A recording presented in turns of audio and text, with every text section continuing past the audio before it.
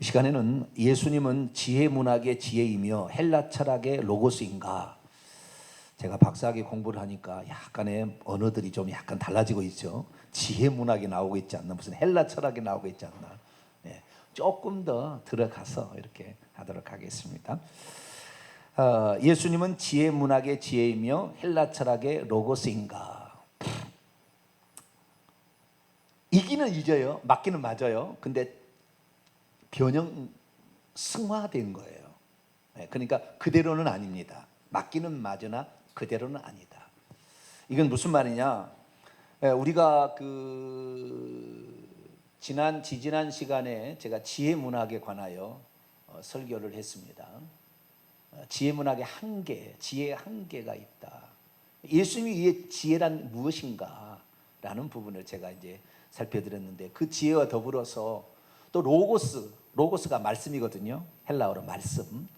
말씀의 의미는 또 무엇인가? 라는 것에 관하여 살펴보게 될 텐데, 그것을 통하여 우리가 궁극적으로 알아야 될 것은 예수 그리스도가 지혜이시고 예수 그리스도가 말씀이다라는 거예요. 할렐루야. 네, 이건데 구약의 성도들이 생각했던 지혜와 말씀이라는 생각과 신약의 성도들이 성경에 기록할 때의 지혜와 말씀이라는 것이 개념이 한층 승화 발전되어 나타난 것이지 동일한 것으로 보기는 어렵다라는 거예요. 그러면 왜 이것을 동일한 것으로 보려고 막 할까? 이런 이유가 있어요. 그래서 그 이유를 한번 살펴보고, 우리는 예수님이 우리의 지혜다라는 생각을 정확히 갖는데, 그 지혜도 제가 지난번에 두 가지로 얘기했어요. 일반적인 지혜가 있고요, 그냥 우리를 구원하는 지혜가 있는 거예요. 일반적인 지혜와 어쩌면은 하늘의 지혜라고 하겠죠. 이런 지혜의 차이점을 우리가 알아야 되고, 로고스도 헬라 철학에서는 로고스라고 하지 않고 우리는 말씀이라고 그러잖아요. 로고스를 하면은 헬라는 로고스라 되어 있는데, 이 헬라 철학에서는, 그러니까 그리스 로마 사람들은 이것을 이성이라고 표현합니다. 이성, 로고스를 이성. 그래서 이런 거하고 차이점이 뭐고, 성경에서 말하는 로고스의 개념이 무엇인가를 통하여 예수님이 누구신가를 정확히 아는 거예요. 결국에 가가지고 예수님이 누구신가라는, 예수님이 선지하신 하나님이다 라는 걸 나중에 결론적으로 맺을 거예요. 그래서 예수님이 누구냐라는 것을 우리가 좀 더 배우는 이 시간이 되었으면 합니다. 자, 그러면 우선 구약의 지혜 문학에 대해서 잠깐 정리를 하다 보면은요, 구약의 지혜서가 있어요. 지혜서가, 구약의 지혜서가 욥기, 잠언, 전도서가 지혜서라고 제가 얘기했죠. 이 세 가지만이 지혜서입니다. 지혜서인데 여기에 지혜라는 말이 공통적으로 다 잘 나오고 있기 때문에 지혜가 뭔지 정의가 잘 나오고 있어요. 그래서 우리는 여기를 지혜서라고 얘기를 합니다. 그런데 구약에서 말하는 지혜는 어떤 거냐? 총명함 쪽이에요. 뭘 쪽 하라고요? 총명하다, 슬기롭다, 좀 총명하다, 이런 쪽입니다. 그런데 신약의 지혜는 예수 그리스도라고 얘기를 하므로, 이 예수 그리스도는, 이 신약의 지혜는 영적인 유익을 주고는 어떤 것을 가리키는 거예요.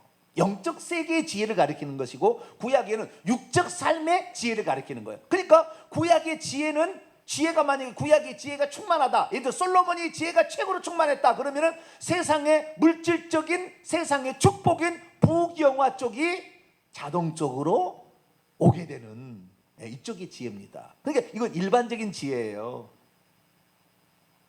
그런데 신약의 지혜는 그게 아니에요. 예수 그리스도의 구속을 통하여 베풀어지는 혜택들이 지혜라고 하는 거예요. 그것이 예수 그리스도에 있다는 걸 믿는 거지요. 그것이 속죄, 영생, 천국, 이것을 가르쳐주는 참다운 깨달음, 이것을 지혜라고 말한다는 거죠. 그래서 구약적인 지혜를 우리는 버릴 수는 없죠. 하나님께서 이스라엘 민족은 이 땅에 육신의 백성의 축복의 어떤 샘플로서 이스라엘 민족을 아브라함과 그의 후손을 선택했어요. 그래서 자손 번성과 땅에 기업을 주는 쪽에 축복을 약속했으나, 신약의 복은 단 한 번도 땅의 축복을 얘기하지 않아요. 자, 한번 신령한 복만, 영적인 복만 얘기합니다. 영적인 복은 죄사함을 받고 하나님 자녀가 되고 천국의 상속자가 되는 거예요. 이쪽을 얘기하는 거예요. 그러니까 구약과 신약의 복이 달라요, 아예. 복이 있는 것이 다르는 거예요. 자, 마태복음 5장 예수님의 말씀을 잠깐 살펴봅시다. 어떤 자가 복이 있는 것인가? 5장 3절입니다. 5장 3절. 5장 3절이 있습니다. 시작. 심령이 가난한 자는 복이 있나니 천국이 그들의 것이요. 이 땅에 기업을 차지하거나 자손 번성이 복이라고 얘기하지 않아요. 예수님은 영이 가난해서 천국이 그들의 것인 사람, 이 사람을 복이 있는 자라 얘기한다 그 말이에요. 그러니까 우리가 세상에서 솔로몬이 그러잖아요. 내가 모든 걸 다 누려봤는데, 부경아 다 누려봤는데 헛되고 바람 잡는 것 같더라, 이거예요. 우리는 그만큼 안 누려봤는데 누려봤다 마찬가지예요. 예. 그래서 진짜는 뭐냐? 영적인 축복, 영적인 축복이라 그래요. 영적인 축복 좀 더 볼까요? 5장 10절 12절까지 시작. 의를 위하여 박해를 받은 자는 복이 있나니 천국이 그들의. 스톱. 박해를 받는 것은 복인가요? 핍박을 받아가지고 그냥 죽었대. 그냥 복인가요? 세상 사람 보기엔 비참한 미친놈이지. 비참하지, 비참한 거. 이 신앙 지키려다가 목비밀 당해서 죽고, 신앙을 지키려다가 전기 고문으로 죽고, 미친 것이죠. 어떻게 세상을 볼 때는. 그런데 하나님의 나라는 그렇죠. 영혼이 진짜니까. 할렐루야. 영혼이 진짜니까. 네. 그래서 하늘나라에 천국에 들어가는 것이 천국에 들어가는 자가 복인데, 천국에 들어가도 더 큰 어떤 복을 더 받아야 되냐면 11절 12절 시작. 나로 말미암아 너희를 욕하고 박해하고 거짓으로 너희를 거슬려 모든 악한 말을 할 때는 너희에게 복이 있나니 기뻐하고 즐거워하더라. 하늘에서 너희의 상이 큼이라. 너희 전에 있던 선지자들 같이 박해. 그러니까 박해를 받는다 할지라도 하늘에서 상이 많은 사람이 복이다. 할렐루야. 네. 그러니까 우리의 세상의 가치 판단 기준은 아닙니다. 신령한 쪽에는 하늘에서 큰 자라 일컬음을 받을 수 있는 사람, 복음을 위해서 모든 걸 내놓고 핍박을 당해도 끝까지 신앙을 지켜서 예수만을 높일 수 있는 사람, 이 사람이 복 있는 자죠. 그래서 신약의 복은 영적인 복인데, 구약에는 그게 아니라 세상의 물질을 누리는 걸 복이라고 했다는 거예요. 그 복은 무엇으로부터냐면 지혜로부터 온다고 생각했다는 거예요. 지혜로부터. 자, 잠언서 8장입니다. 구약 성경 지혜서입니다. 잠언, 욥기, 시편, 잠언 8장. 잠언 8장 17절부터 21절까지. 잠언 8장 17절에서 21절 시작. 나를 사랑. 나는 스톱. 나는 12절을 보니까 나 지혜는이에요. 나 지혜는. 나는 여기서 지혜라고 생각하시면 돼요. 다시 읽습니다. 시작. 나를 사랑하는 자들이 나의 사랑을 입으며 나를 간절히 찾는 자가 지혜를 만날 것이니라. 부귀가 내게 있고 장관 재물과 공의도 그러하니라. 내 열매는 금이나 정금보다 나으며 내 소득은 수는보다 나으니라. 나는 정의로운 길로 행하며 공의로운 길 가운데로 다니나니 이는 나를 사랑하는 자가 재물을 얻어 그 곳간에 채우게 하려 함이니라. 아멘. 그래서 구약의 지혜를 얻으면, 구약시대 지혜를 얻으면 재물, 부귀, 영화가 따라오는 축복을 받았다. 그래서 솔로몬이 대표적인 그 사례다. 그런데 이 그 구약에 놀라운 이제 그 발전이 일어납니다. 지혜의 발전이. 어떤 발전이 일어나냐면은 지혜가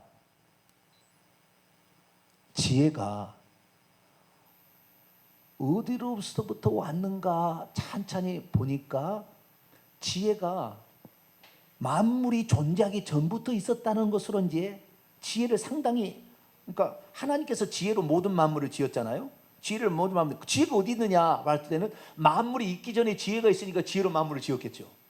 그래서 지혜의 선제 사상이 나오기 시작해요. 지혜를 높다 보니까 지혜가 만물이 보이는 어떤 만물이 있기 전에부터 지혜가 있었다. 그렇게 이제 얘기를 합니다. 그러면 이 지혜가 하나님이냐? 구약에는 하나님으로부터 나왔다. 하나님이 지혜를 주신다. 이렇게 얘기하므로 지혜는 하나님이다라고 말하지는 않지만 하나님으로부터 나온 가장 먼저 것, 이것을 지혜라고 구약 성경에는 표현을 하는 거죠. 왜 이 얘기를 하냐면 예수님이 누구냐라는 거예요. 신약에 들어와서 예수님은 하나님이시냐, 하나님으로부터 맨 처음에 나온 자냐 라는 사상으로 나중에 이단이 생기고 막 이렇게 나가는 거예요 나중에.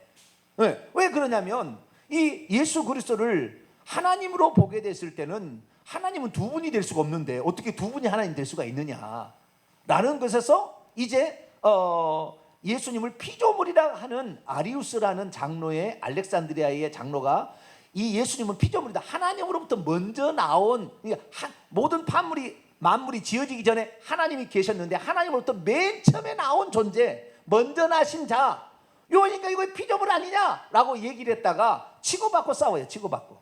그래서 나중에 니케아 종교회의가 열려가지고 이단을 정죄해서 아리우스 너는 이단이라고 이제 얘기를 한 거예요. 그런데 무조건 이단이라고 볼 게 아니라 그것이 왜 나왔는지를 살펴보게 된다고 한다면 예수님의 선제성을 얘기하려다가 잘못 얘기한 거죠, 아리우스는. 그래서 여기에 구약시대에 그러면 그게 없었느냐, 예수님이 지혜로 있었다라고 말을 하려고 얘기를 한 거예요. 그러나 놀라운 사실은 구약의 어떤 성도들도 메시아를 지혜라고 연결하는 사람이 없었다는 거. 우리는 오늘날에 예수님을 선지하신 지혜다, 우리보다 먼저 계신 지혜다, 이렇게 표현할 수 있어요. 우리는 할 수 있으나 유대인들은 한 번도 지혜를 선지하셨다라고, 아니 선지하신 메시아가 지혜라고 연결시키지 않았다는 거예요. 그냥 지혜는 하나님으로부터 먼저 있는 존재다 식으로 표현했다는 거예요. 그것이 잠언서 이제 8장에 나와요. 8장을 다시 한번 또 볼까요? 잠언 8장 22절부터 27절까지 한번 읽어볼까요? 시작.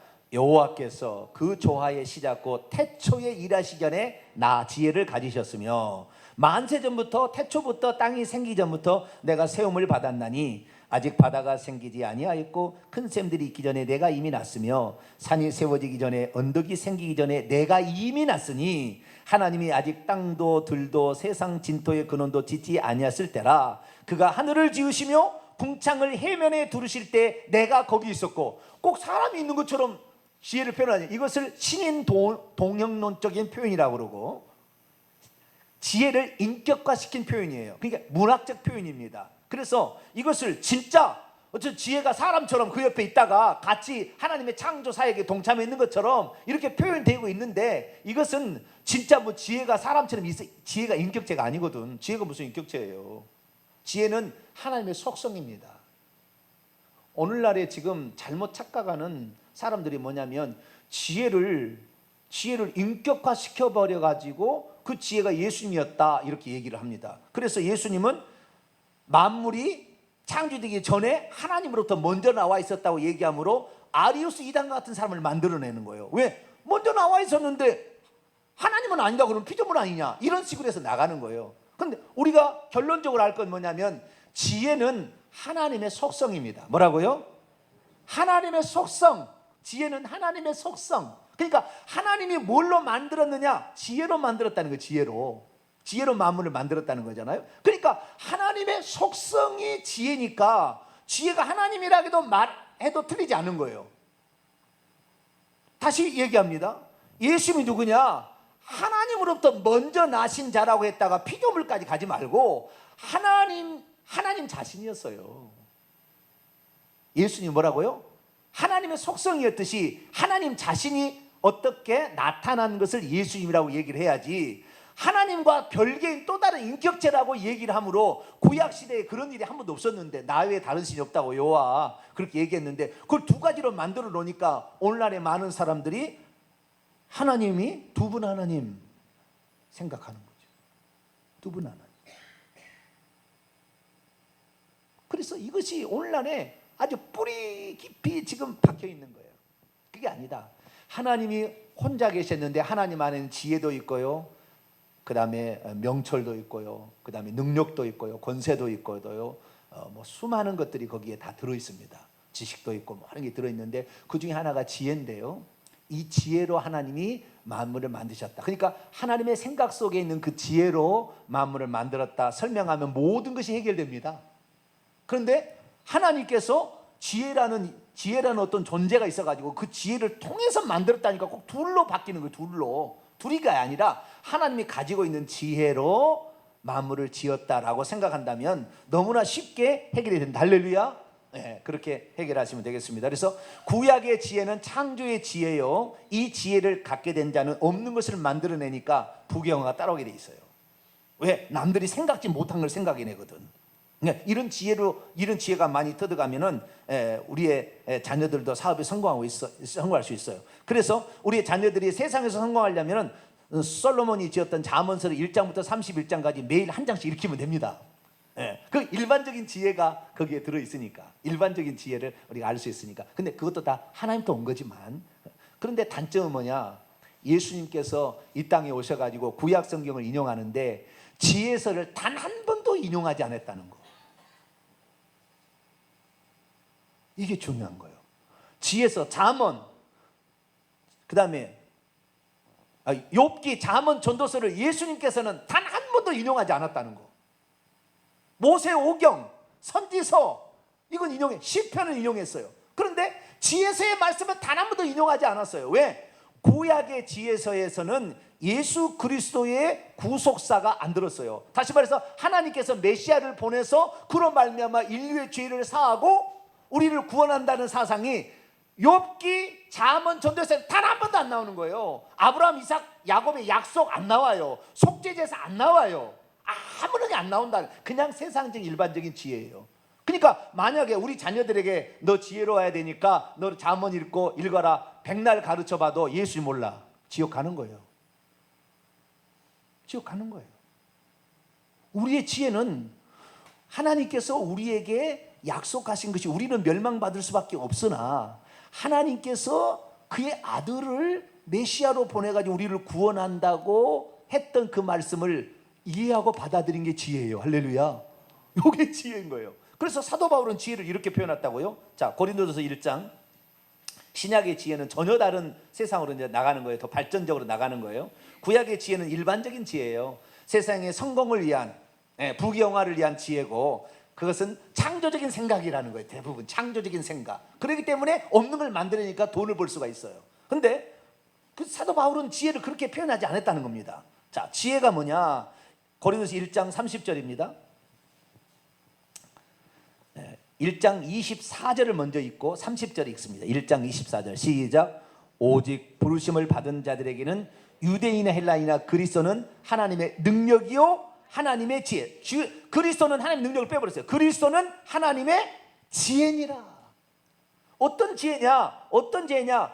절대 세상에 있는 지혜, 세상에 있는, 물론 이것도 하나님도 온 거예요. 세상에 있는 지혜로서는 절대 예수 그리스도를 통하여 구원받는다는 것을 깨닫지 못합니다. 철학을 많이 공부하고 한 사람은 절대 예수님을 구원자로 믿지 않아요. 그 위에 조금 올라가 볼까요? 자, 20절에서 21절 한번 더 읽어보고 넘어갑시다. 20절에서 21절 시작. 지혜 있는 자가 어디냐? 선비가 어디 있느냐? 이 세대의 변론자가 어디 있느냐? 하나님께서 이 세상의 지혜를 미련하게 하신 것이 아니냐? 하나님의 지혜에 있어서는 이 세상이 자기의 지혜로 하나님을 알지 못하므로 하나님께서 전도에 미련하는 것으로 믿는 자들을 구원하기를 기뻐하셨도다. 아멘. 유대인들에게는 이 지혜를 엄청 강조합니다. 그런데 이 지혜가 구속사적인 예수 그리스도를 통하여 죄사함을 받고 영생을 얻는다는 쪽에 가르쳐야 됐는데 유대인들은 지금도 세상적인 지혜 쪽에 포커스가 맞춰져 있어요. 그래서 유대인들은 세상에서 아주 노벨상 상 타고 무슨 발견을 내고 이런 데는 천답을 날려요. 유대인들은 지금도 무슨 노벨 물리학상, 노벨 무슨 화학상 전부 유대인들이 받아. 왜? 하나님 우리에게 지혜를 주었기 때문에 창조적인 생각으로 우리는 뭘 만들어낼 수 있다. 어릴 때부터 매달 그걸 가르치니까. 그래, 너에게 준 지혜는 예수 그리스도를 발견해 구원을 받으라. 이게 진짜 지혜인데, 하늘의 지혜인데 이쪽은 빼버리고 뭐요? 너는 하나님의 지혜로, 창조적인 지혜로 하나님이 창조할 때 이 지혜를 썼으니까 너는 뭐든지 할 수 있어. 그러니까 유대인들이 그래, 하나님이 그런 지혜를 주었으니까 레벨이 틀리네. 유대인들은 돈을 많이 벌고 그래서요 위대한 무슨 과학자들이 나오는 거예요. 우리는 그쪽도 알아야 되지만, 이것도 하나님의 돈 지혜니까 알아야 되지만, 우리의 궁극적인 지혜는 그런 세상적 지혜가 아무리 많이 했어도 유대인들은 예수님을 죽여버린다 그 말이에요.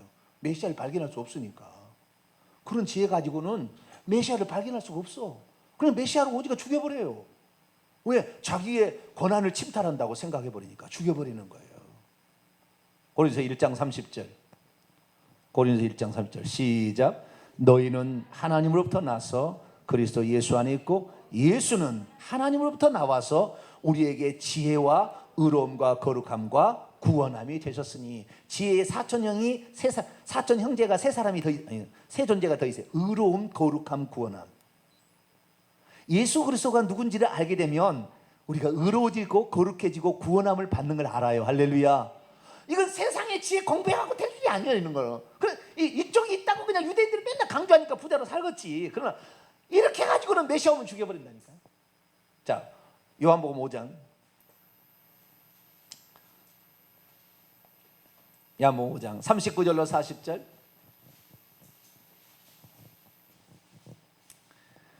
우리가 아무것도 몰라도 예수 믿으면 내 죄사함 받고 예수 믿으면 영생 얻어서 하나님 자녀가 되고 상속자가 됩니다. 이걸 믿는 것이 가장 큰 지혜라. 할렐루야.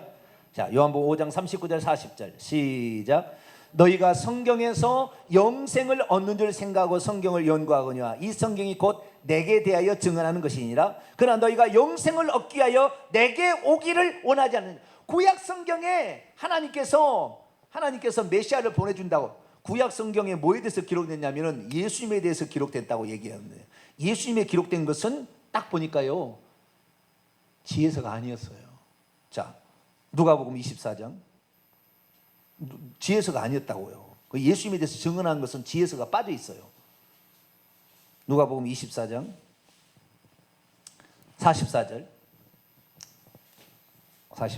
읽습니다. 시작.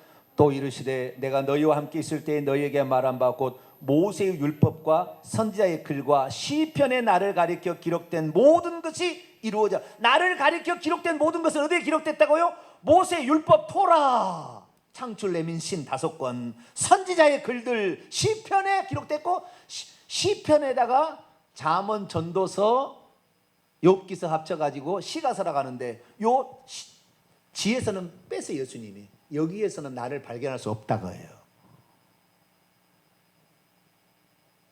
여기서 나를 발견할 수. 우리는 모세 율법을 통해서 하나님의 언약 약속을 통하여 메시아에 대한 약속, 창세기 3장 15절부터 여자의 후손을 통하여서 뱀의 머리를 박살나게 할 것이라는 언약의 약속을 주기 시작하잖아요. 그 약속을 아브라함의 따르게 되다 아브라함의 자손, 그러니까 아브라함의 이삭이 예수를 예표하잖아요. 아브라함은 하나님을 예표하고, 그 모리아 산에서 잡아서 희생 제물로 말미암아 하나님께서 우리를 인류를 구원하겠다는 그 계획이 그 예표로 다 들어가 있잖아요. 그래서 이스라엘 민족을 출애굽해서 나와서 광야에 있을 때도 우리 독뱀에 물려서 사탄에 물려서 죽어가 있는 자들이 노뱀, 장대에 달린 노뱀을 쳐다보면 살리라. 요한복음 3장에 그 노뱀이 바로 나다. 예수님이 니고데모에게 얘기를 하잖아요. 그래서 구약의 율법을 보게 되면은 메시아가 누군지 예표가 그냥 쫙 나온다고 말이에요. 유월절 양도 우리 죄를 위해서 십자가에 죽으실 예수 그리스도를 다 표현하고 있잖아요. 다 이것이 다 나와 있다고 말. 선지자의 글에는 미가서 5장 2절은 베들레헴에서 탄생한다. 이사야 7장 14절은 처녀에서 탄생. 스가랴 9장 9절에는 나귀를 타고 입성할 거다. 모든 이런 선지자의 글에 또 예수님이 예언되어 있고, 시편의 22편 예수님께서 엘리 라마 사박다니 그분이 또 초롬하시고 또 뭐 내 뼈를 꺾지 아니했다. 모든 이런 예언들이 시편에 또 기록되어 있어. 그러니까 예수 그리스도가 누군지에 대해서는 모세의 글과 선지자의 글과 시편에 기록되는 지혜서는 없더라고요. 그런데 지혜가 최고다라고 솔로몬이 그렇게 난리 법석을 떴지만 나중에 죽을 때는 헛되고 공부 많이 한 것은 멍청한 짓이다 그러고 딱 써놨어요. 전도서 읽어봐요. 전도서 읽어. 공부 많이 한 것은 범인만 더 많고 멍청한 짓이라고 써놨어요. 전도서 읽어봐요. 내가 다 공부해봤다 이게. 왜? 예수님을 발견하지 못했으니까. 우리가 비록 솔로몬처럼 세계 최대의 학문들을 안 공부했어도 예수님을 발견하고 믿고 있으면 우리가 지혜자예요. 할렐루야. 이거지. 그런데 오늘 얼마나 웃기냐면 잠언 8장이 지혜가 예수님을 말하는 거라고 하는데 아닌 거죠. 사실은 보니까 그렇잖아요. 구약의 지혜는 일반적인 지혜지 예수님이 쓴 적이 없기 때문에 구약의 잠언 8장에 나오는 나 지혜는 예수님이 아니었던 거죠.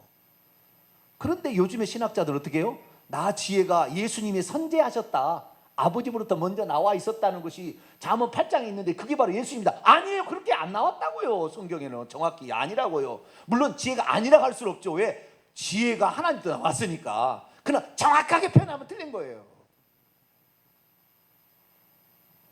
우리는 하나님 자신이 가지고 있는 속성 중에 일부가 지혜였고, 그 지혜로 모든 만물을 지었으며 인류를 구속하기 위한 계획도 그 지혜로부터 나왔어요. 그 지혜로 있는 이 하나님께서 육신을 입고 이 땅에 나타나신 분이 예수 그리스도. 할렐루야. 그러니까 예수님이 지혜인 거죠. 골로새서 2장, 골로새서 2장 2절로 3절, 골로새서 2장 2절로 3절 있습니다. 시작. 이는 그들로 마음의 위안을 받고 사랑 안에 연합하여 확실한 이해의 모든 풍성함과 하나님의 비밀인 그리스도를 깨닫게 하려 함이니 그분 안에는 지혜와 지식의 모든 보화가 감춰져 있느니라. 제가 그래서요, 제가 잠언 전도서 막 이런 거 막 연구하지 않았어요. 나 이런 거 별로 안 좋아해요. 안 좋아하면 안 되는데, 목사가 다 좋아해야 되는데. 이거 별로 안 좋아해요. 나는 오직 그리스도만 좋아했어요. 그래서 그리스도가 뭔가 하고 했더니 구약 성경에 다 기록돼 있더라고. 그래서 다 읽어보니까 야, 이것도 그리스도, 이것도 그리스도, 아이고 이것도 그리스도, 아이고 이것도 그리스도. 지혜의 지식의 모든 보화가 거기에 다 들었더라고. 아하. 그래서 하나님, 제가 처음에는 공부 잘해보려고 야고보 1장 5절에 누구든지 지혜가 부족하거든 후히 주시고 꾸짖지 아니하는 하나님께서 주어요. 나도 지혜를 주셨어. 내가 좀 머리가 좀 그렇게 똑똑한 편이 아니니까 하나님 지혜를 주세요. 그렇게 기도했는데 나중에 그 지혜가 그리스도를 아는 지혜로 바뀌어버렸어. 어느 순간에. 가지고 어떤 사람보다도 성경을 능통하는 사람이 된 거예요. 만약에 욥기서 잠언 전도서는 딥다 파서 주여 지혜를 주시옵소서. 내가 부자 되고 내가 교회도 크게 세워가지고 막 그럼 아마 주님 잘 몰랐을 거예요 아마.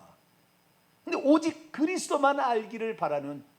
그래서 사도 바울이 그전에 빌립보서에 나는 그리스도 위에 다른 걸 알지 원한 뱃을 물러 다 얘기해. 내가 그전에 그런 걸 추구해서 내가 권세를 얻어서 내가 빨리 랍비 되려고, 내가 산에 드는 공이 되려고, 내가 출세하려고 대이상의 공문까지 받아가지고 그리스도인을 죽으러 갔으나 이것이 그리스도의 원수로 내가 행하였던 내 잘못이었다. 그리스도 위에 모든 걸 추구하는 것은 결국에 자신의 출세고 자신의 성공력이더라. 나는 그거 이제 더 이상 하지 아니하고 오직 그리스도께서 위에서 부르신 이 그리스도가 모든 것을 살리는 이 구원자고 이분이 의로움이고 이분이 생명이라는 것을 전하는 것이 내게 주어진 사명이다. 할렐루야. 그리고 사도 바울이 그걸 달려갔다는 거 아니에요.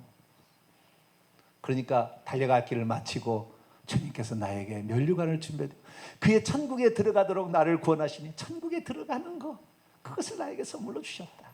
그래서 지혜의 끝은 천국에 들어가는 겁니다. 우리 모두는 그런 자가 되길 바랍니다. 두 번째는 이제는 말씀의 말씀, 로고스죠. 로고스도 선지하신 그리스도를 표현하기 위해서 쓰는 방법이에요. 지혜도 선지하신 그리스도를 표현하는 쓰는 방법인데 약간 다르다는 거. 틀린 건 아니겠지만 다르다는 거. 말씀도 마찬가지예요. 말씀은 뭐냐? 로고스는 성경에 있는 개념이 아니었어요. 로고스라는 말은 성경이 아니라 그리스 로마 사람들이 쓰는 철학에서 나온 개념입니다. 그러나 그것이 성경 안으로 들어왔어요. 왜냐하면 이 철학적인 사고를 가진 자, 그러니까 이것을 좀 어떻게 좀 유식하게 표현하자면은 구약의 성경만을 알고 있었던 유대인들이 있었는데 이 유대인들이 하나님의 말씀을 가졌으면 복을 받아야 되는데 결국에 BC 586년에 처참하게 바빌론에서 짓밟혀서 망해갔어요. 하나님이 있는 거냐? 자기 백성을 멸하려고 하나님이 존재하느냐? 유대인들에게 회의감이 엄청 찾아왔을 때 유대인들 중에 필로라는 아주 헬라 철학에 유식한 유대인이 있었어요. 그것이 그게 아니다 라고 하면서 알레고리적 해석을 통하여서 이것이다라는 어떤 그 대입법을 통하여서 어떤 이 기호 신호체계를 통하여 이렇게 대입하니까 이것이 여기 답인 것이지 꼭 이 사건만 얘기한 게 아니다라고 얘기함으로 더 풍성한 해석을 만들기 시작했어요. 그래가지고 이 헬라 철학의 많은 사람들이 그 얘기를 듣고 필로를 통하여 하나님을 믿겠다고 찾아오는 거예요. 왜? 성경에 그런 얘기 있었냐? 우리 그리스 로마만 뛰어난 건 줄 알았더니 성경에 그런 지식이 있어? 라고 사람들이 막 찾아오는 거죠. 그래서 그 헬라에서 들어온 사람들로 하여금 예수님이 얼마나 뛰어난 분인을 설명하기 위해서는 그들이 가지고 있는 개념들을 사용하면 좋겠다라는 생각이 들어서 로고스라는 개념을 가져온 것이 요한복음 1장 1절이에요. 태초에 말씀이 로고스가 계시냐, 이 로고스가 하나님과 함께 계셨으니 이 로고스는 하나님이시다. 그래서 그 다른 사람들이 이 로고스는 우리가 생각한 단순한 그냥 그 이성적인 어떤 사고가 아니라, 논리가 아니라, 원칙이 아니라 하나님 자신을 표현하는 거였다는 것으로 이 표현의 줌으로 말미암아 이 로고스의 개념을 가지고 있는 헬라인들이 기독교 안에 들어와서 그분이 예수님이고 하나님으로부터 나왔다는 것을 시인하게 되죠. 그러려고 이 로고스라는 개념을 끌어온 겁니다. 그런데 거꾸로 어떻게 생각하느냐, 기독교인들 중에 많은 사람은 뭐냐면 로고스가 말씀인데 말씀이 하나님과 함께 계셨다. 함께 계셨다는 것은 둘이라는 것입니까? 하나라는 겁니까? 잘 들어보세요. 말씀이 하나님과 함께 계셨는데 그러면은 이건 둘이라는 거예요? 하나라는 거예요? 둘이라는 거잖아요. 함께 있었다는 것은 둘이라는 거예요. 그런데 둘입니까? 하나님이 나와 아버지는 하나이나 그런데,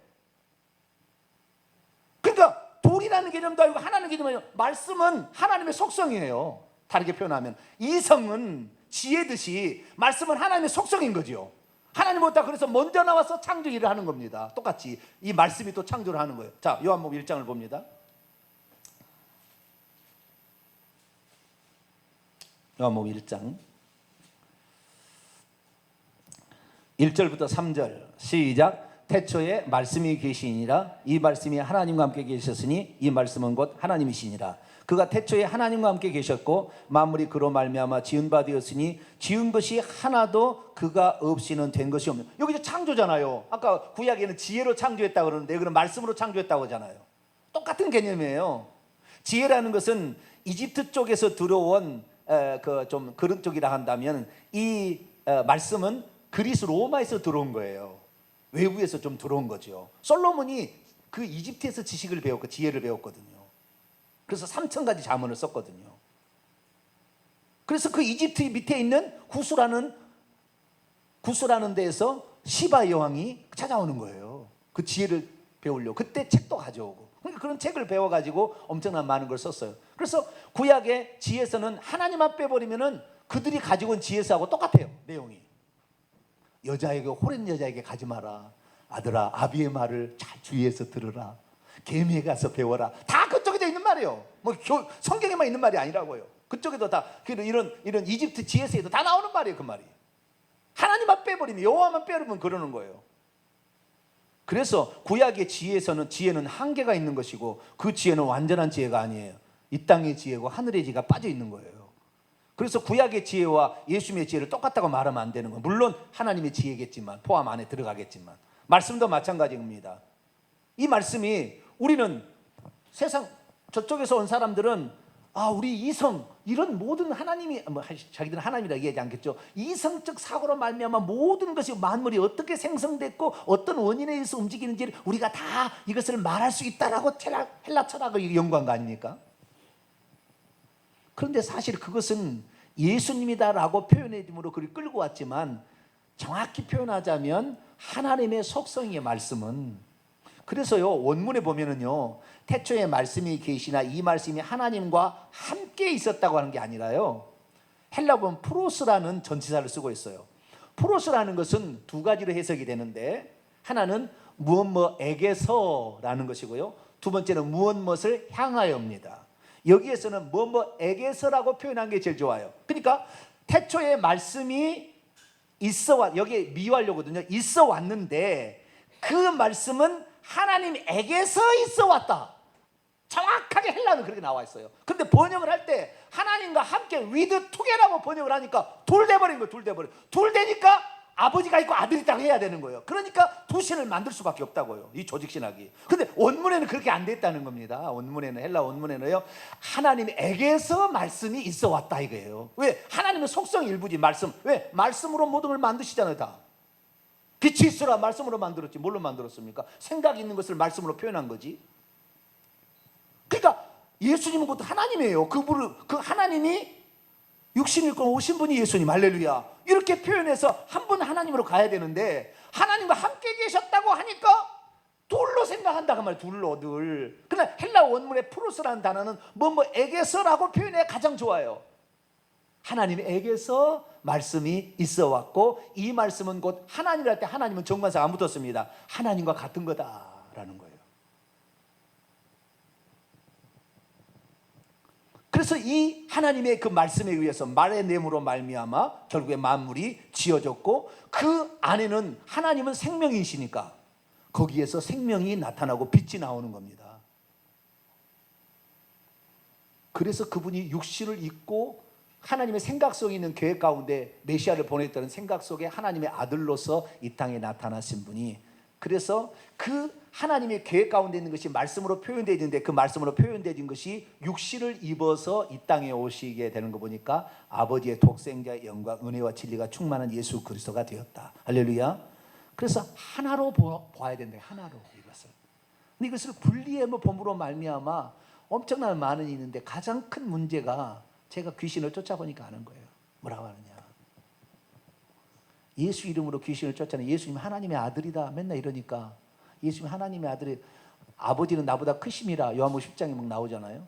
그러니까 하나님은 크고 예수님은 더 작은 존재니까 예수 이름으로는 안 나갈 수도 있겠네 이런 생각을 하는 거예요.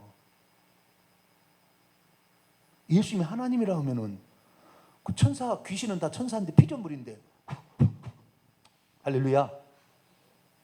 이러면 끝나잖아요. 콧김에 무시 바닷물이 물러난다는데 주님의 콧김에. 그런데 예수님이 하나님의 아들이라고 하니까 예수님 하나님 아들이니까 안 나갈 수도 있겠네 이렇게 생각하는 거예요. 예수님을 제한하는 일에 이게 하나님과 함께라는 이 번역이 이렇게 그 번역 하나 잘못해가지고 이런 불상사가 난 것입니다. 우리는 말씀도 하나님의 속성, 할렐루야, 지혜도 하나님의 속성이라고 표현하면은 제일 좋겠다. 이것이 답이라고 말하기는 어렵지만 그게 좋겠다고 해석을 하게 된다면 하나님이 한 분으로서 모든 일을 계획하시고 그러나 인류를 구속하기 위해서는 피 흘려 죽은 속죄제물이 필요한데 하나님은 영이시니 속죄제물이 될 수가 없으니까 사람이 될 수밖에 없었다. 할렐루야.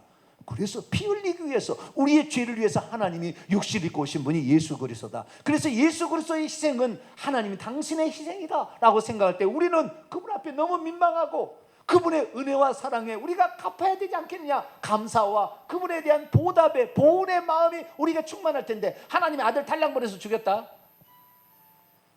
그렇게 생각하면 어떻게 해요? 야, 하나님은 참 편안해. 아들 보내서 죽여놓고 편안해 이렇게 생각할 수 있잖아요. 하나님 자신이 한 일인데 그 이름도 아니다는 거죠. 하나님 스스로가 자기를 낮추시고 할렐루야, 자기를 낮추시고 종의 형체를 입어 피조물처럼 되셔가 십자가에 죽기까지 복종하셨다고 말해요. 그래서 우리가 예수님만을 높여야 될 이유는 다른 게 아니에요. 그분이 하나님이신데 우리를 위해서 속죄제물이 되려고 아들의 신분으로 이 땅에 오셨다. 이것을 우리가 알고 이것을 믿음으로 가지면 귀신도 이길 수가 있고, 이단들 어머니 하나님 어머니 하는데 넌 이단이야. 하나님 어머니가 어디가 있어? 한 분 하나님인데. 장길자가 하나님 어머니래.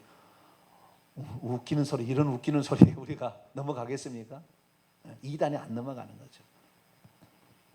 그래서 이 헬라 철학에서 오는 이 부족함이나 또는 이집트에서 어떤 지혜 문학의 부족함들이 우리는 정확히 성경이 가르쳐준 바에 알게 된다면 이 지혜나 권위나 이름이나 모든 것 다 속성이다. 속성으로 생각하고 이해하면 좋겠다. 그래도 성경을 푸는데 아무런 지장이 없고 더 확실하게 풀어지게 되며 예수 이름의 권세는 더 높여지게 되고, 우리 하나님 천국에 가면 예수님 보좌에 앉아 계실 텐데 천국에 가면 예수님 보좌 우편에 있는 줄 알고 있는 사람 지금도 있어요. 근데 천국에 가면 예수님 그 보좌에 앉아 계시는 거예요. 그래서 그 보좌에 앉아 계신 앞에 우리가 야, 정말 예수님이 이렇게까지 하셨구나, 그때 감격하고 감사하는 저와 여러분 되시기를 바랍니다. 거룩하신 하나님 감사합니다. 성경을 제대로 이해하지 못하고 천국의 하나님을 제대로 이해하지 못한 자들의 여러 가지 사고방식들이 많은 이론과 많은 해석들을 낳았지만 오히려 그것이 더 어지럽히고 있는 현실에 성경에 있는 그대로 우리가 말씀을 받고 한 분 하나님께서 이렇게 하셨다는 사실을 알게 될 때, 그러나 우리를 위해서 사람 되오신 삼위일체가 되신 그 하나님을 알게 될 때 우리는 진정으로 하나님을 감사하고 하나님을 높여드릴 수 있습니다. 우리를 위해서 이렇게까지 행하신 하나님 감사합니다. 영원토록 찬양 받으시옵소서. 예수님의 이름으로 기도하옵나이다. 아멘.